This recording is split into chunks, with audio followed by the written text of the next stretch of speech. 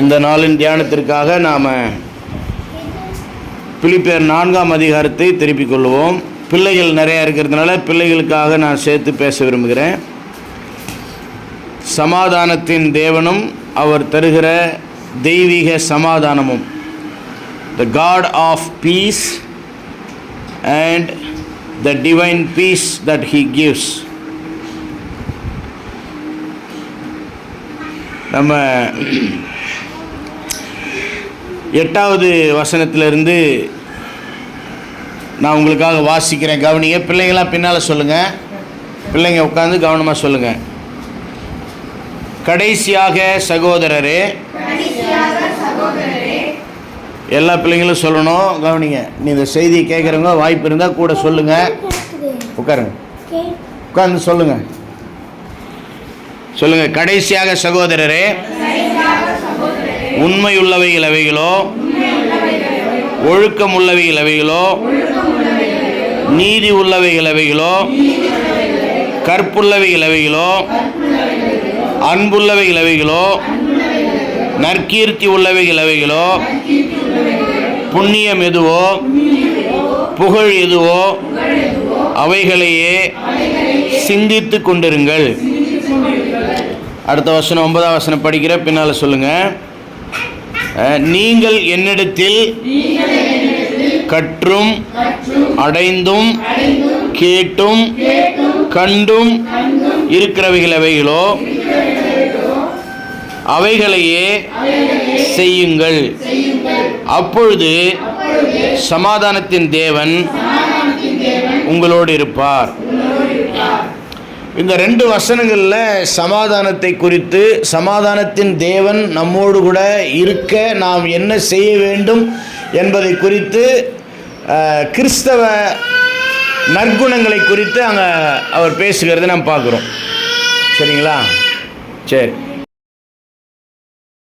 இன்றைக்கி உலகத்தில் எல்லாருமே சமாதானத்தை எதிர்பார்க்குறாங்க.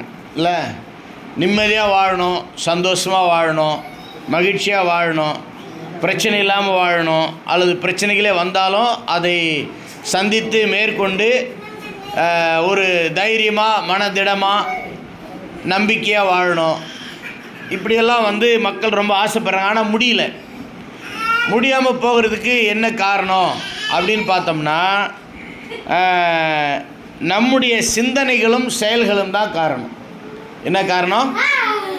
சிந்தனைகளும் செயல்கள். எல்லாம் இப்படி தலைக்கு நேராக கை நான் வைக்கிற மாதிரி வைங்க. சிந்தனைகள் சொல்லுங்கள். 2 கையும் எப்படி சொல்லுங்கள்? செயல்கள்.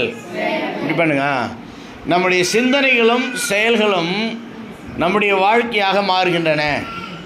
அப்போ ஒருத்தர் சொன்னார், நீங்கள் எதை சிந்திக்கிறீங்களோ அதை பற்றி கவனமாக இருங்க. ஏன்னா உங்களுடைய சிந்தனை தான் உங்களுடைய வார்த்தையாக மாறும். நீங்கள் எதை பேசுகிறீங்களோ அதை குறித்து கவனமாக இருங்க. ஏன்னா உங்களுடைய வார்த்தைகள் தான் உங்களுடைய செயல்களாக மாறும். நீங்கள் எதையெல்லாம் செய்கிறீங்களோ உங்கள் செயல்களை குறித்து கவனமாக இருங்க. உங்களுடைய செயல்கள் தான் உங்களுடைய பழக்க வழக்கமாக மாறும். உங்களுடைய பழக்க வழக்கங்களை குறித்து கவனமாக இருங்க.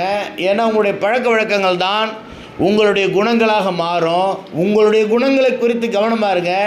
உங்கள் குணம் எப்படியோ அப்படித்தான் உங்கள் வாழ்க்கையினுடைய உயர்வோ தாழ்வோ, நிம்மதியோ நிம்மதி இல்லாத ஒரு மன கஷ்டமோ, உங்கள் வாழ்க்கையினுடைய ஆசீர்வாதமோ சாபமோ அமையும். எல்லாம் எங்கேருந்து ஆரம்பிக்குது? சிந்தனையிலேருந்து ஆரம்பிக்குது. நம்முடைய மனதிற்கு வாசல் நம்முடைய கண்கள், நம்முடைய காதுகள். நம்ம என்னென்ன பார்க்குறோம், என்னென்ன கேட்குறோம், அது நம்முடைய மனதை பாதிக்குது. நம்ம எப்படி சிந்திக்கிறோங்கிறத அது மாற்றுது. நல்ல விஷயங்களை பார்த்தோம்னா, நல்ல விஷயங்களை கேட்டோம்னா, நல்ல விஷயங்களை சிந்திக்கிறதுக்கு தூண்டப்படுகிறோம். கெட்ட விஷயங்களை பார்த்தோம்னா, கெட்ட விஷயங்களை கேட்டோம்னா, கெட்ட விஷயங்களை சிந்திக்க தூண்டப்படுகிறோம். மனசு ஒரு குரங்கு அப்படின்னு அதனால தான் சொன்னாங்க. அதை நாமே தெளிவடைந்து மனசாலே கட்டுப்படுத்தணும். இன்னும் சொல்லப்போனால் மனசை நம்முடைய ஆவியினால், சுபாவத்தினால், நம்முடைய இருதயத்தினால், நம்ம ஆவிக்குரிய பலத்தினால் மனதை கட்டுப்படுத்த வேண்டும். இந்த உலகத்தில் மிகப்பெரிய ஒழுக்கம் மனக்கட்டுப்பாடு தான், சுய கட்டுப்பாடு தான், தன்னைத்தானே கட்டுப்படுத்துவது தான். இந்த உலகத்தில் மிகப்பெரிய வீரன் தன்னை ஜெயித்தவன், தன்னுடைய சிந்தனையை ஜெயித்தவன், தன் மனதை ஜெயித்தவன், தன்னுடைய எண்ணங்களை ஒழுங்குபடுத்துபவன், தன்னுடைய சிந்தனைகளை சீர்படுத்துபவன் தான் இந்த உலகத்தில் மிகப்பெரிய வீரன். கவனிக்கணும். சரியா? சிந்திக்கிறது ரொம்ப முக்கியம். சிந்தனை, மனிதன் எப்படி சிந்திக்கிறானோ அப்படியே அவன் வாழ்க்கை இருக்கிறது அப்படின்னு நீதிமொழிகளில் வசனம் இருக்குது. அப்போ மனிதன் நீ எப்படிப்பட்டவனாய் மாறணுமோ அப்படிப்பட்டவனாக சிந்திக்கணும். முதல்ல நல்லவனாக மாறணும்னா நல்லவனாக இருக்கணும்னு சிந்திக்கணும். சிறந்தவனாக மாறணும்னா சிறந்தவனாக இருக்கணும்னு சிந்திக்கணும். முதல் தரமானவனாக மாறணும்னா முதல் தரமானவனாக மாறணும்னு சிந்திக்கணும். நீ என்ன சிந்திச்சிக்கிட்டே இருக்கிறீ அப்படியே மாறுவேன். நீ சிந்திக்கிறத செய்யக்கூடிய சக்தியை கடவுள் உன் சிந்தனையிலே வச்சிருக்கிறார். அதுக்கு மேலே அவரும் கொடுப்பார், அவரும் நமக்கு கொடுப்பார். ஆகவே சிந்திக்கிறது தான் நம்முடைய வாழ்க்கையை அமைக்கிறது, வடிவமைக்கிறது. Your thoughts shape your life. Everything starts from your thoughts.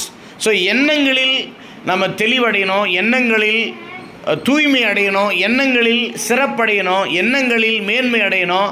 எண்ணங்களில் மாற்றம் வந்தால் தான் எல்லாவற்றிலும் மாற்றம் வரும். அதனால் அதற்கேற்றபடி நல்ல செய்திகளை கேட்கணும். நம்ம கூட வாட்ஸ்அப்பில் லிங்க் அனுப்புகிறேன் எல்லாருக்கும். யூடியூப்பில் நம்முடைய செய்திகளை பதிவு பண்ணி எடிட் பண்ணி ஆடியோ வீடியோ எல்லாத்தையும் போடுறோம். ஆனால் எல்லோரும் பார்க்குறாங்களான்னா இல்லை. நம்ம மக்களே சில நேரத்தில் பார்க்குறதில்ல. ஐயா அனுப்பியிருக்கார், கொஞ்சம் நேரம் பார்த்துட்டு நானும் பார்த்துட்டேன் அப்படின்னு கணக்குக்கு கேட்பாரு, பார்த்தீங்களான்னு அப்படி பார்க்குறவங்களும் இருக்கிறாங்க. ஸோ இங்கேயும் அவங்க சிந்தனை தான் அவங்களுக்கு எடுக்குது. நமக்காகத்தான் அனுப்புகிறாங்க, இந்த செய்தியை நம்ம முழுசாக கேட்போம் அப்படின்னு சிந்திச்சா முழுசாக கேட்பாங்க. சரி கேட்டு பார்ப்போம், இன்ட்ரெஸ்ட்டாக இருந்தால் கேட்போம், இல்லைன்னா விட்டுருவோன்னு நினச்சாங்கன்னா கேட்க மாட்டாங்க. இன்ட்ரெஸ்ட்டாக இருக்குதோ இல்லையோ என்ன சொல்ல வராங்கன்றதை கவனிக்கணும். பிடிச்சிருந்தால் தான் படிப்போம்னா யாரும் படிக்க முடியாது. பிடிச்சாலும் பிடிக்கலனாலும் படிப்பை படித்தாகணும்.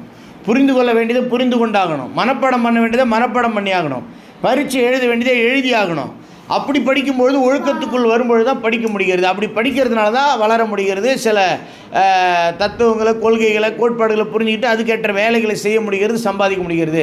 இன்றைக்கி எல்லா வசதிகளும் விஞ்ஞானத்தினால் அமைத்து கொடுக்கப்பட்டிருக்குது. விஞ்ஞானம் படித்ததுனால தான் புரியும். படித்தா தான் தொடர்ந்து விஞ்ஞானத்தை கொண்டு போக முடியும், தொடர்ந்து அந்த விஞ்ஞானத்தை கடைபிடிக்க முடியும். அப்போ படிப்புக்கு நம்மளை ஒழுங்குபடுத்துகிற மாதிரி தேவனுடைய படிப்புக்கு நம்மை ஒழுங்குபடுத்த வேண்டும். அதனால தான் மிக தெளிவாக பிலிப்பியர் நிருபத்தை எழுதி சிறையிலேருந்து எழுதுகிறாரு பவுல். சந்தோஷமாக இருங்கன்னு எழுதுகிறாரு, எதை பற்றியும் கவலைப்படாதீங்கன்னு எழுதுகிறாரு, எல்லாத்தையும் கர்த்தரிடத்தில் சொல்லிடுங்கன்னு எழுதுகிறாரு. இப்படி பல அறிவுரைகளை எழுதிட்டே வருகைக்கு ஆயத்தப்படுங்க, சாந்த குணமாக இருங்க எல்லாம் சொல்லிகிட்டே சுருக்கமாக என்ன சொல்கிறார், கடைசியாக சகோதரரே அப்படின்னு சொல்கிறார். எல்லோரும் சொல்லுங்கள், கடைசியாக சகோதரரே. ஊழியக்காரர் பிரசங்கம் பண்ணும்போது கடைசியாகன்னு சொன்னால் எல்லோரும் சந்தோஷமாக இருக்கும். அப்பாடா முடிகிறாரா, கடைசி பாயிண்ட். ஸோ கடைசியாக அப்படின்னா சம்மரி சொல்கிறார். அவர் சொல்ல வந்ததனுடைய சுருக்கத்தை சொல்கிறார். ஒரு பெரிய பிரசங்கத்தினுடைய சுருக்கம், ஒரு பெரிய கடிதத்தினுடைய சுருக்கம், ஒரு பெரிய உபதேச ஆலோசனையினுடைய விளக்கத்தினுடைய சுருக்கம் சொல்கிறார். சகோதரரே அப்படின்னு சொல்லும்பொழுது இது ஏதோ ஆம்பளைங்களுக்கு சொன்னாங்கன்னு நினச்சிக்காதீங்க, சரியா? புதிய ஏற்பாட்டில் பைபிளில் எங்கெல்லாம் சகோதரர்னு வருதோ அது கிரேக்க மொழியில் ஒரிஜினலில் சகோதர சகோதரிகளேன்னு போட்டிருக்கு. அதை சரியாக மொழிபெயர்க்காம விட்டாங்க. எல்லாம் சொல்லுங்கள், கடைசியாக சகோதர சகோதரிகளே. அப்போ சபையைத்தான் சகோதர சகோதரிகள்னு சொல்கிறாங்க. சக உதிரம், சக உதிரி, நம்ம எல்லாம் ஒரே ரத்தம். இப்போ என்ன சொல்கிறாங்க, சகோதர சகோதரிகள்னு என்ன அர்த்தம்? என் ரத்தத்தின் ரத்தமேன்னு அர்த்தம். யார் ரத்தம்? இயேசு கிறிஸ்துவனுடைய ரத்தம். அவருடைய ரத்தத்தின் துளிகள் தான் நம்ம. அவருடைய ரத்தத்தினால் பிறந்தவர்கள் தான் நம்ம. அவருடைய ரத்தத்தினால் மறுபடி பிறந்தவர்கள். அவருடைய ரத்தத்தினால் ஒரு குடும்பமாக இணைக்கப்பட்டவர்கள். அவருடைய ரத்தத்தினால் நாம் பரிசுத்தமாக்கப்பட்டவர்கள், நீதிமானாக்கப்பட்டவர்கள். அவருடைய மரணத்தினால நாம் மன்னிக்கப்பட்டவர்கள். அவர் உயிர் கொடுத்ததுனால நாம் உயிர்ப்பிக்கப்பட்டவர்கள். அவருடைய சரீரமாக நாம் இணைக்கப்பட்டவர்கள். அப்போ சபையைத்தான் சொல்கிறார். சகோதர சகோதரிகள் என்ன அர்த்தம்? சபையாரே அப்படின்னு அர்த்தம். இது சபைக்கு எழுதுக்குது. யாரோ சகோதரனுக்கு யாரோ சகோதரிக்கு எழுதிட்டார்னு நினைக்கக்கூடாது. சகோதரரேன்னு எங்கே போட்டிருந்தாலும் சபையோரேன்னு அர்த்தம், சகோதர சகோதரிகளேன்னு அர்த்தம், கிறிஸ்துவின் சரீரமேன்னு அர்த்தம், கிறிஸ்துவின் மனவாட்டியன்னு அர்த்தம். அப்போ எத்தனை சிந்திக்க சொல்கிறாரு, எத்தனை செயல்பட சொல்கிறாரு. இங்கே மேலே சிந்தியுங்கள் அப்படின்னு 8ஆம் வசனத்தில் இருக்குது. சிந்தித்து கொண்டிருங்கள் இல்லையா? அப்போ திரும்ப திரும்ப திரும்ப திரும்ப ரிப்பீட்டடாக அதுலேயே நம்ம ஃபோக்கஸ் பண்ணணும். சொல்லுங்கள், ஃபோக்கஸ் இஸ் பவர். சூரிய வெளிச்சத்தை குவிலென்ஸுங்கிற கண்ணாடி மூலமாக பறந்து விரிஞ்சிருக்கிற சூரிய வெளிச்சத்தை திரட்டி ஒன்று சேர்த்து குவிச்சு நம்ம அந்த லென்ஸ் மூலம் அனுப்பும்போது அது கையில் வச்சா சூடும், எரியும். பேப்பர் மேலே வச்சா பேப்பர் எரியும். காஞ்சி போன சருகு மேலே வச்சா சருகு எரியும். அந்த வெப்பத்தை ஒன்றிணைக்கிறோம். அப்போ வெப்பத்தை ஒன்றிணைக்கும் போது அது எரிசக்தியாக மாறுது, சூடாக மாறுது, வெப்பம் அதிகமாகுது. அதே போல் நம்முடைய கவனத்தை ஒன்றிணைத்து அதையே திரும்ப திரும்ப சிந்திக்கும் பொழுது அதையே திரும்ப திரும்ப சிந்திக்கும் பொழுது அது நமக்கு ஒரு சக்தியை கொடுக்கறது, வல்லமை கொடுக்கறது, மாற்றத்தை கொடுக்கறது, தாக்கத்தை கொடுக்கறது. அப்போ இன்றைக்கி உலகத்தில் சிந்திக்கிறதுக்கு நிறைய விஷயம் இருக்குது. டிஸ்ட்ராக்ஷன், நாடகம் இருக்குது, சீரியல் இருக்குது, நகைச்சுவை இருக்குது, நல்ல விஷயங்கள், சிரிப்பதற்கான சிந்திக்கக்கூடிய விஷயங்கள் பார்க்கலாம், தப்பில்லை. ஆனால் மூழ்கிடக்கூடாது, அதுலேயே நாடகத்திலே மூழ்கிடக்கூடாது, சீரியல்லையே மூழ்கிடக்கூடாது, காமெடியிலே மூழ்கிடக்கூடாது, பாட்டிலே மூழ்கிடக்கூடாது. அதுதான் அதில் மூழ்கும்போது நம்ம அதிலே தொலைஞ்சிருவோம். அப்போ எதில் மூழ்கணும்னா நல்ல சிந்தனையில் மூழ்க வேண்டும். அதை தான் அவைகளையே சிந்தித்து கொண்டிருங்கள்ன்றார். கரெக்டாக சொல்லணும்னா தேவன் அன்பாகவே இருக்கிறார், அதே மாதிரி இதை படிக்கணும். அவைகளையே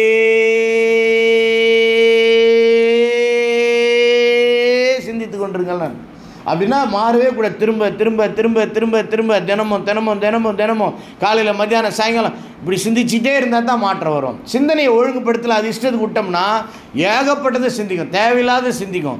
அப்புறம் தேவையில்லாத கற்பனை வரும், தேவையில்லாத யோசனை வரும், தேவையில்லாத கனவு வரும், தேவையில்லாத பிரச்சனை வரும். அப்போ நம்ம நல்ல செய்திகளை கேட்கணும், கர்த்தருடைய வார்த்தைகளை கேட்கணும், நல்ல உற்சாகமான வார்த்தைகளை கேட்கணும், சரியான ஊக்கப்படுத்துகிற செய்திகளை ஆலோசனைகளை கேட்கணும், படிக்கணும், ஆடியோ பைபிள் கேட்கணும், அவைகளை சிந்திக்கணும். அப்போ என்னென்ன சிந்திக்கணும், என்னென்ன செய்யணும்னு ஒரு லிஸ்ட்டு சொல்கிறார். நான் 8ஆம் வசனத்தில் உள்ள லிஸ்ட்டு தான் இவ்வளோ நாள் சொல்லிகிட்டு இருந்தேன். 9ஆம் வசனத்தில் செய்யுங்கள் அப்படின்னு போட்டுக்கிறதுனால சிந்திக்கக்கூடாதுன்னு இல்லை, 8ஆம் வசனத்தில் சிந்தியுங்கள் அப்படின்றதுனால செய்யக்கூடாதுன்னு இல்லை. இவைகளை சிந்தியுங்கள், இவைகளை செய்யுங்கள் அப்படிங்கிறது தான் ரெண்டிலுமே சொல்கிறார். அப்போ 2 வசனத்தில் இருக்கிற லிஸ்ட்டு நம்ம பார்க்கலாம். இப்போ எண்ணுவோம், யார் கை விரல் விடுறீங்களோ விரல் விடுங்க, நம்ம சொல்லுவோம். உண்மையுள்ளவைகள் எவைகளோ 1, 2வது சொல்லுங்கள். ஒழுக்கம் உள்ளவைகள் எவைகளோ 2, நீதி உள்ளவைகள் எவைகளோ 3, கற்புள்ளவைகள் எவைகளோ 4, அன்புள்ளவைகள் எவைகளோ 5, நற்கீர்த்தி உள்ளவைகள் எவைகளோ 6, புண்ணியம் எதுவோ 7, புகழ் எதுவோ 8. 8ஆம் வசனத்தில் 8 விஷயம் ரைட்டா. இவைகளை நீ எட்டும்படி எட்டணும். 9ஆம் வசனத்தில் என்னிடத்தில் கற்றவைகள் எவைகளோ ரைட்டா 9, அடைந்தவைகள் எவைகளோ எது நீங்கள் பெற்றவைகள் 10, கேட்டவைகள் 11, கண்டவைகள் 12 விஷயம் சொல்கிறார். அல்லது 8ஆம் வசனத்தில் உள்ளதை சுருக்கமாக சொல்லணும்னா 9ஆம் வசனம், ஊழியக்காரரிடத்தில் நீங்கள் என்ன கற்றுக்கொண்டீங்க, அவங்கள்ட்டிருந்து நீங்கள் என்ன பெற்றுக்கொண்டீங்க, அவங்கள்ட்ட நீங்கள் என்ன கேட்டீங்க, ஆலோசனைகள், புத்திமதிகள், கண்டிப்புகள், அவங்க வாழ்க்கையில் என்ன பார்த்தீங்க. சிலது சொல்ல மாட்டாங்க, செய்வாங்க இல்லையா. சிலது பிறகு சொல்லான் இருப்பாங்க, ஆனால் செஞ்சுக்கிட்டே இருப்பாங்க.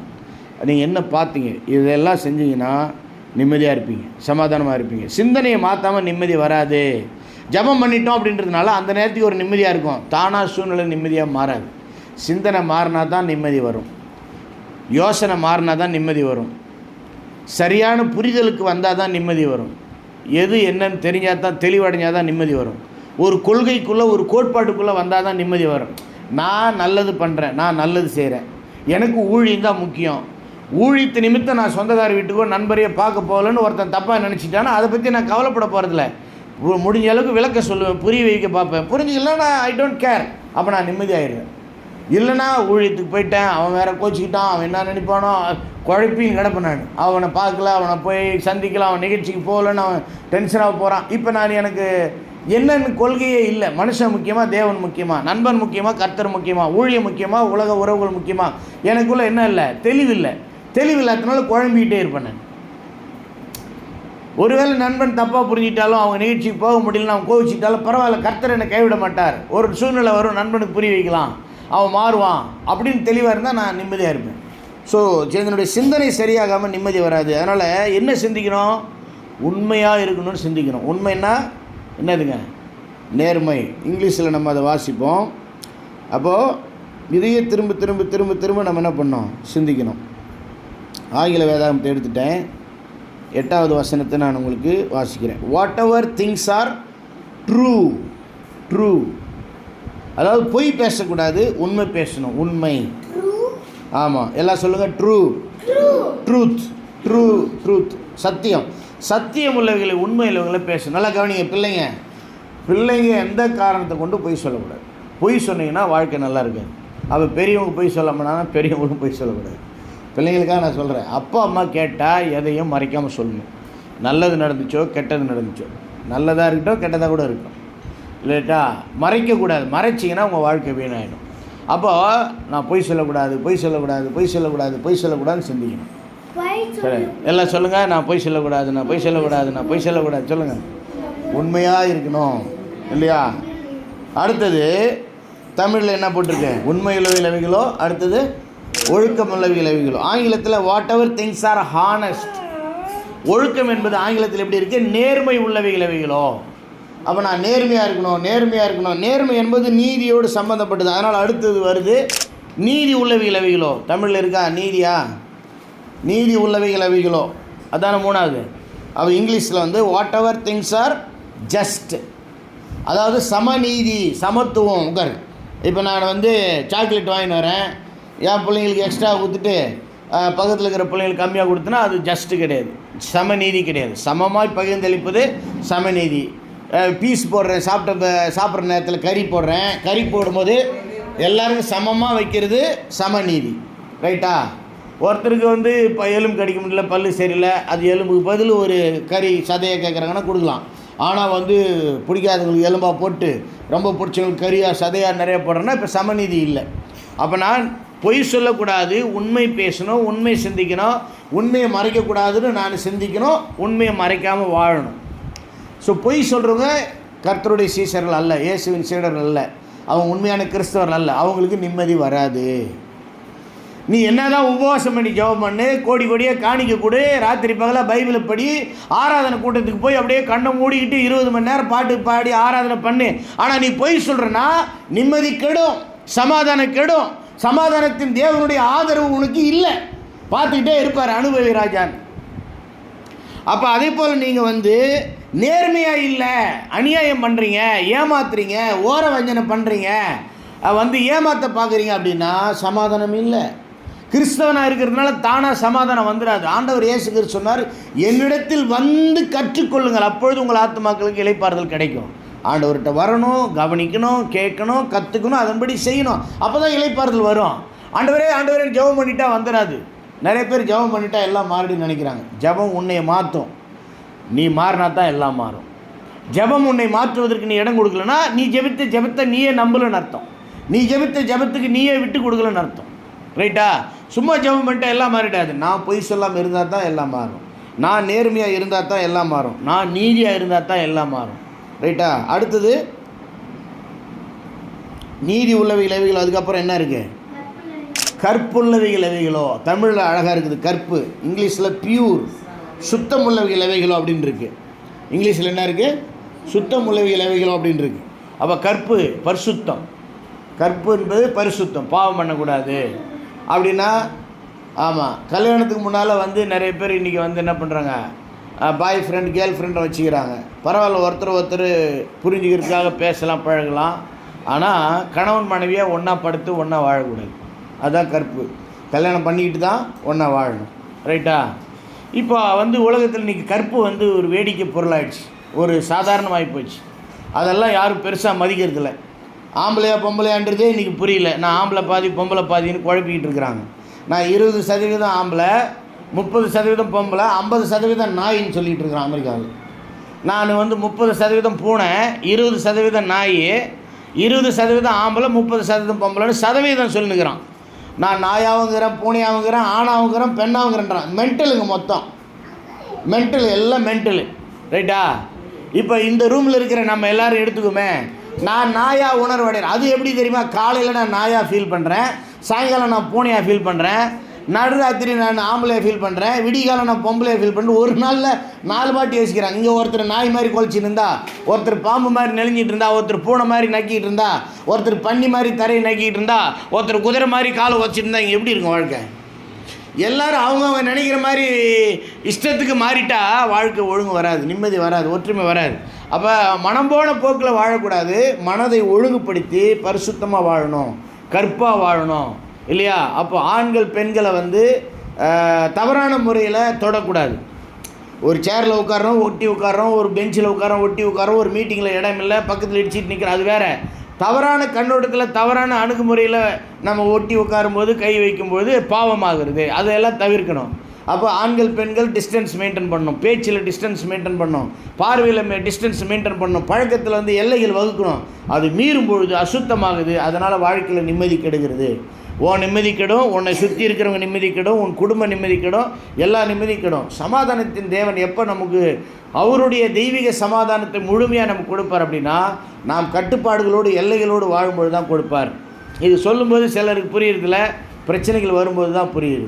அப்போ நம்ம வந்து உண்மையுள்ளவைகளை, சத்தியமானவைகளை, பொய் சொல்லாமல் நேர்மையாக உள்ளதென்று சொல்லக்கூடியவைகளை நம்ம சிந்திக்கணும், பேசணும், செய்யணும். நம்ம நேர்மையானவைகளை, ஒழுக்கமானவைகளை, சரியானவைகளை சிந்திக்கணும், பேசணும், செய்யணும். அடுத்தது நம்ம நீதியானவைகளை, சமத்துவமானவைகளை, சமநீதியானவைகளை சிந்திக்கணும், பேசணும், செய்யணும். அடுத்தது சுத்தமானவைகளை, பரிசுத்தமானவைகளை, கற்புள்ளவைகளை சிந்திக்கணும், பேசணும், செய்யணும். அடுத்தது அன்புள்ளவைகளை. இங்கே வந்து வாட் எவர் திங்ஸ் ஆர் குட்னு ஆங்கிலத்தில் அதுக்கு முன்னால் இருக்குது lovely. Whatever things are lovely, அன்புள்ளவைகள் எவைகளோ, ரைட்டா? இங்கே வந்து அகாப்பி அன்பு தான் இருக்குது. கடவுளை மாதிரி ஒருத்தருக்கு ஒருத்தர் நம்ம அன்பாக இருக்கணும் அப்படின்னு சிந்திக்கணும், அன்பாக பேசணும், அன்பாக பழகணும். முறைக்கிறது, வெறுக்கிறது இல்லையா, என்ன சொல்கிறது, அவங்கள கேவலமாக இழிவாக பார்க்குறது, இழிவாக பேசுகிறது, ஒதுக்குறது, புறக்கணிக்கிறது, அந்த மாதிரிலாம் நம்ம பண்ணக்கூடாது. நம்ம சிரித்த முகத்தோட அன்பாக பேசணும், அன்பாக பழகணும். இதை வந்து நம்ம முதல்ல சிந்திக்கணும். நான் வந்து எல்லார்ட்டையும் அன்பாக நடந்துக்கணும், அன்பாக நான் பார்க்கணும், அன்பாக வந்து நான் என்னுடைய சைகைகள் இருக்கணும், அன்பாக நான் அணுகுமுறை பண்ணணும், அன்பாக வந்து நான் நடந்துக்கணும். வெறுப்பாக கடுப்பாக வந்து விரக்தியாக புறக்கணித்து நான் நடக்கக்கூடாது, மனசு காயப்படுற மாதிரி, மனசு வேதனைப்படுற மாதிரி நான் நடக்கக்கூடாது அப்படின்னு முதல்ல சிந்திக்கணும். ஸோ அன்புள்ளவைகளை சிந்திக்கணும், அதை அன்பான வார்த்தையில் வெளிப்படுத்தணும், செயல்களில் வெளிப்படுத்தணும். அதுக்கப்புறம் நற்கீர்த்தி உள்ளவைகள், நல்லது பண்ணணும். எல்லாம் சொல்லுங்கள், நல்லது பண்ணணும். ஆமாம், என்றைக்கு நீங்கள் நல்லது பண்ணலையோ அன்றைக்கி நீங்கள் வாழவே இல்லை. என்றைக்கு நீங்கள் நல்லது பண்ணுறீங்களோ அன்றைக்கி தான் ஏதோ வாழ்ந்துருக்கீங்க. Whatever things are of good report, நம்மளை பற்றி நல்லதாக சொல்லும்படி நம்ம செய்யணும். பெற்றோர் நம்மளை பற்றி நல்லதாக சொல்லணும், பாராட்டணும் இல்லையா? அதே போல் வந்து ஆசிரியர்கள் நம்மளை பற்றி நல்லதாக சொல்லணும், சமுதாயத்தில் நம்மளை பற்றி நல்லா சொல்லணும். நல்ல பேருக்காக அது ஒரு போதையில் பேர் வாங்கணும்னு செய்கிறது வேறு, கெட்ட பேர் வாங்காமல் நல்லவனாக வாழணும், நல்ல பேர் எடுக்கணும்னு செய்கிறது வேறு. அப்போ நற்கீர்த்தி உள்ளவைகள், நற்கீர்த்தி உள்ளவைகள், நல்லவைகளை செய்யணும், நல்லது பண்ணணும். அக்காவுக்கு நல்லது பண்ணணும், தங்கச்சிக்கு நல்லது பண்ணணும், அப்பா அம்மாவுக்கு நல்லது பண்ணணும், கூட இருக்கிறவங்க நல்லது பண்ணணும், ஏதாவது நல்லது பண்ணணும். சிலர் சொல்லுவாங்க, நீ நல்லது பண்ண முடியுதா இல்லையா, தீமை பண்ணாமல் இருப்பா போதுன்னுவாங்க. தீமை பண்ணாமல் இருக்கிறதே ஒரு நல்லதுன்னுவாங்க. நல்லது நம்ம சிந்திக்கணும், பேசணும், செய்யணும். அடுத்தது if there is any virtue, அது தமிழில் என்ன போட்டிருக்கு, நற்கீர்த்தி உலகில். அதுக்கப்புறம் புண்ணியம் எதுவோ, புண்ணியம் வர்ச்சு அப்படிங்கிறது வந்து நல்ல விஷயங்கள், மேன்மையான விஷயங்கள், புண்ணியமான காரியங்கள், ரைட்டா? அதாவது புண்ணியம் என்கிறது வந்து நன்மை உண்டாகிறது, மற்றவங்களுக்கு நன்மை உண்டாகிறது. அந்த அறநெறி, ஒழுக்கம், புனிதம், உபதேசங்கள், கோட்பாடுகள் அதன்படி செய்யும். ஆண்டவர் என்ன சொல்லியிருக்கிறார், நன்மை செய்கிறதுங்கிறது வேறு. ஆண்டவர் இப்படி சொல்லியிருக்கிறார், நம்ம இப்படி தான் செய்யணும். மன்னிக்க சொல்லியிருக்கார், ஆண்டவர் விட்டு கொடுக்க சொல்லியிருக்கிறார், ஆண்டவர் தியாகம் பண்ண சொல்லியிருக்கிறார், ஆண்டவர் நமக்கு வந்து பிறருடைய நன்மையை நாட சொல்லுகிறார், தீமை செஞ்சவங்களுக்கு கூட நன்மை செய்ய சொல்லுகிறார். அப்போ ஒழுக்கத்தின்படி, உபதேசத்தின்படி, கோட்பாடுகளின்படி, கொள்கையின்படி பிறருக்கு நன்மை உண்டாக வாழறது தான் புண்ணியம். வசனத்தின்படி வாழ்வது புண்ணியம், உபதேசத்தின்படி வாழ்வது புண்ணியம். அப்போ நான் வந்து உபதேசத்தின்படி வாழணும், வசனத்தின்படி வாழணும் சொல்லி ஒப்பு கொடுக்கணும். அதுக்கப்புறம் சொல்லுகிறாரு, if there is anything praiseworthy, பாராட்டக்கூடியது எதுனா இருக்குதா, பா வேறு யாரும் இப்படி பண்ணல, நீ தான்ப்பா நல்லா பண்ணியிருக்கிற அப்படின்னு சொல்லி மற்றவங்க மெச்சிக்கொள்ளக்கூடிய விஷயத்தை பண்ணணும், பாராட்டக்கூடியதை பண்ணணும். இன்னொரு மொழிபெயர்ப்பில் எக்ஸலன்ஸின்னு இருக்குது, சிறப்பாக பண்ணணும் இல்லையா? ஆமாம், ஒரு எடிட்டிங் வேலையாக இருக்கட்டும், ஒரு பெருக்கிற வேலையாக இருக்கட்டும், ஒரு சமைக்கிற வேலையாக இருக்கட்டும், ஒரு துடைக்கிற வேலையாக இருக்கட்டும், அப்பா அம்மா பாராட்டுற மாதிரி செய்யணும், கடவுள் பார்த்து நம்மளை மெச்சிக்கொள்கிற மாதிரி செய்யணும், மூத்தவர்கள் வந்து நம்மளை பாராட்டுற மாதிரி செய்யணும், கொடுக்கப்பட்டதை சிறப்பாக செய்யணும் இல்லையா? எத்தனையோ முறை பிரசங்கம் பண்ணும்பொழுது நெஞ்சு வலிக்குது, முதுகு வலிக்குது. எனக்கு நான் டீச்சிங் பண்ணும்பொழுது ஒரு நாள் காலையிலேருந்து சாயங்காலம் வரைக்கும் டீச்சிங் பண்ணும்போது கை காலெலாம் குடையும், வலியும். ஆனால் நான் என்ன யோசித்து டீச் பேசுவேன்னா, மடை வெட்ட போகிறவன், விறகு வெட்ட போகிறவன் கை வலிக்க, கால் வலிக்க, இடுப்பு வலிக்க, கழுத்து வலிக்க வேலை செய்கிறான், வேர்த்து விறுவிறுத்து ஊற்ற வேலை செய்கிறான். நமக்கு கடவுள் கொடுத்த வேலை பிரசங்கம் பண்ணுறது, டீச் பண்ணுறது, அதையே முழு பலத்தோடு நம்ம செய்யக்கூடாது.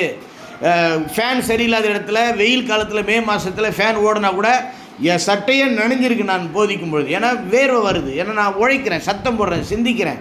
50 பேர் உட்கார்ந்துருக்கிற இடத்துல எல்லாருக்கும் காதில் கேட்குற மாதிரி பேசுகிறேன், மைக் இல்லாமல் பேசியிருக்கிறேன். அப்போ முழு பலத்தோடு ஆண்டவரத்தில் அன்பு கூற வேண்டும் என்பது, நான் ஆராதனையிலும் முழு பலத்தை காட்டணும், பிரசங்கத்திலையும் காட்டணும், போதனையிலும் காட்டணும், நான் செய்கிற எல்லா வேலைகளிலும் என்னுடைய முழு பலத்தை காட்டணும். அப்போ சிறப்பாக செய்யணும். அந்த எக்ஸலன்சி, ப்ரைஸ் வர்தி அப்படிங்கிற காரியம் சொல்லப்பட்டிருக்குது. பாராட்டுக்குரியது, புகழுக்குரியது, மெச்சிக்கொள்வதற்குரியது, மற்றவர்கள் நம்ம பார்த்து ஆச்சரியப்படுற அளவுக்கு நம்ம செய்யணும். ஆமென், அல்லேலூயா. அடுத்து சொல்கிறாரு, ஊழியக்காரங்களிடத்தில் நீங்கள் என்னென்ன கற்றுக்கிட்டீங்கோ, ஊழியக்காரங்க ஒழுக்கமாக சொல்லிக் கொடுப்பாங்க, வழக்கமாக உபதேசம், வேத பாடம், அது பிரசங்கம் கற்றுக்கிட்டதெல்லாம் செய்யணும். அதுக்கப்புறம் அவங்க உங்களுக்கு என்னென்ன கொடுத்தாங்க, சில ஒழுக்கங்களை கொடுத்துருப்பாங்க, சில நடைமுறைகளை, கட்டுப்பாடுகளை கொடுத்துருப்பாங்க, சில விதிமுறைகளை கொடுத்துருப்பாங்க, அது பெற்றது. அவங்க நமக்கு சில விஷயங்கள் கொடுத்துருப்பாங்க, ஒரு கிராமர் புக்கோ, ஒரு டிக்ஷனரியோ, என்னென்ன நல்ல விஷயங்கள் உங்களுக்கு கொடுத்தாங்களோ, ஒரு ஆவிக்குரிய புஸ்தகமோ, ஒரு சீடியோ, ஏன் யூடியூபினுடைய செய்தியோ, அவங்க உங்களுக்கு என்னெல்லாம் இதை வச்சுக்க, இதை கேளு, இதை படி, இதை பயன்படுத்து, இது உனக்கு பிரயோஜனப்படும், இதெல்லாம் உங்களுக்கு கொடுத்தாங்களோ, நீங்கள் வாங்கிட்டீங்களோ, அதை வேஸ்ட்டாக பண்ணக்கூடாது. வாங்கின டிக்ஷனரியை வேஸ்ட் பண்ணக்கூடாது, வாங்கின கிராமர் புக்கை வேஸ்ட் பண்ணக்கூடாது, வாங்கின ஆவிக்குரிய புஸ்தகத்தை வேஸ்ட் பண்ணக்கூடாது, கொடுத்த நோட்ஸு வேஸ்ட் பண்ணக்கூடாது, கொடுத்த ஆடியோவை வேஸ்ட் பண்ணக்கூடாது, கொடுத்த யூடியூப்பினுடைய செய்திகளை வேஸ்ட் பண்ணக்கூடாது. என்னெல்லாம் கொடுத்தாங்களோ ஊழியர்கள், பெரியவங்க, எல்லாத்தையும் நம்ம பயன்படுத்தி அதை சிந்திக்கணும், அதை பேசணும், அதை செய்யணும். அவங்க சொல்ல அவங்கள்ட்ட நம்ம என்னென்ன கேட்டோம், அவங்க சொன்ன ஆலோசனை, அவங்க சொன்ன கண்டிப்பு, அவங்க சொன்ன புத்திமதிகள், அவங்க சொன்ன யோசனைகள், அவங்க சொன்ன சில தத்துவங்கள், பொன்மொழிகள், அனுபவங்கள், நடைமுறை வார்த்தைகள், அதன்படி வாழணும். அடுத்து அவங்க வாழ்க்கையை பார்த்து ஊழியக்காரங்க, நமக்கு முன்னே வளர்ந்துருக்கிற சீசர்கள், நமக்கு முன்னே தேறின சீடர்கள், அவங்க வாழ்க்கையை பார்த்து அவங்க எப்படி ஒரு உபதேசத்தின்படி, கொள்கையின்படி வாழுறாங்க, ஆண்டவருடைய மகிமைக்காக வாழுறாங்க, பிறருக்காக வாழுறாங்க, ராஜ்யத்துக்காக வாழுறாங்க, நல்ல வழியில் பரிசுத்தமாக வாழுறாங்க. அதே போல் நம்மளும் வாழணும். அவங்களுடைய வாழ்க்கையில், அவங்களுடைய பழக்கத்தில், சத்தியத்தின் அடிப்படையில் ஆண்டவரால் உணர்த்தப்பட்டு அவங்க செய்யக்கூடிய அந்த வாழ்க்கை முறைகள், அந்த நடைமுறைகள், அதெல்லாம் கவனித்து அதன்படி வாழணும். இந்த 12 விஷயங்களை நாம் சிந்திக்கும் பொழுது, பேசும் பொழுது, செய்யும் பொழுது நமக்கும் சமாதானம் உண்டாகும், நம்முடைய குடும்பத்தில் சமாதானம் உண்டாகும், நம்ம சுற்றி இருக்கிறவர்களுக்கு நம்ம மூலமாக சமாதானம் வரும். அந்த சூழ்நிலையில், அந்த வாழ்க்கை முறையில், அந்த ஊழியத்தில் தெய்வீக சமாதானம், தெய்வீக பாதுகாப்பு, தெய்வீக ஆறுதல், வழிநடத்துதல், சந்தோஷம், தெய்வீக அற்புதங்கள், அடையாளங்கள், தெய்வீக மன ரம்மியம், மன நிறைவு, தெய்வீக வழிநடத்துதல்கள் நிச்சயமாக இருக்கும். அப்போ தான் நம்ம பரலோகத்தை பூலோகத்திலேயே அனுபவிக்க முடியும், முழுமையான தெய்வீக ஆசீர்வாதங்களை அனுபவிக்க முடியும். சரிங்களா? இன்னொரு முறை நம்ம தமிழில் அந்த வசனத்தை சொல்லி முடிக்கலாமா? எல்லாம் தமிழில் எடுத்துக்கொள்ளுங்கள். சமாதானத்தின் தேவனும் அவர் தருகிற தெய்வீக சமாதானமும் என்ற தலைப்பில் நம்ம ஆண்டவருடைய வார்த்தையை தியானித்தோம். நம்முடைய தேவன் சமாதானத்தின் தேவனாக இருக்கிறார். உலகம் கொடுக்கிற பிரகாரமான சமாதானம் அல்ல, ஒருவரும் கொடுக்க முடியாத சமாதானத்தை, என்னுடைய சமாதானத்தை, எனக்குள் இருக்கிற சமாதானத்தை உங்களுக்கு தருகிறேன் என்று சொன்னார். உங்களுக்கு சமாதானம் உண்டாகும்படி இவைகளை சொல்லுகிறேன் என்று உபதேசங்களை பண்ணினார். அப்போது அவருடைய பரிசுத்தாவியை பெற்று பவுல் மூலமாக பரிசுத்தாவினர் வெளிப்படுத்தின சத்தியத்தை, பரிசுத்தாவியிடத்திலிருந்து கற்றுக்கொண்ட சத்தியத்தை பவுல் அங்கே வெளிப்படுத்துகிறார். எல்லாரும் சொல்லுவோம், கடைசியாக சகோதரரே, உண்மையுள்ளவைகள் அவைகளோ, ஒழுக்கம் உள்ளவைகள் அவைகளோ, நீதி உள்ளவைகள் அவைகளோ, கற்புள்ளவைகள் அவைகளோ, அன்புள்ளவைகள் அவைகளோ, நற்கீர்த்தி உள்ளவைகள் அவைகளோ, புண்ணியம் எதுவோ, புகழ் எதுவோ, அவைகளையே சிந்தித்து கொண்டிருங்கள். நீங்கள் என்னிடத்தில் கற்றும் அடைந்தும் கேட்டும் கண்டும் இருக்கிறவைகள் அவைகளோ, அவைகளையே செய்யுங்கள். அப்பொழுது சமாதானத்தின் தேவன் உங்களோடு இருப்பார். ஆமென்.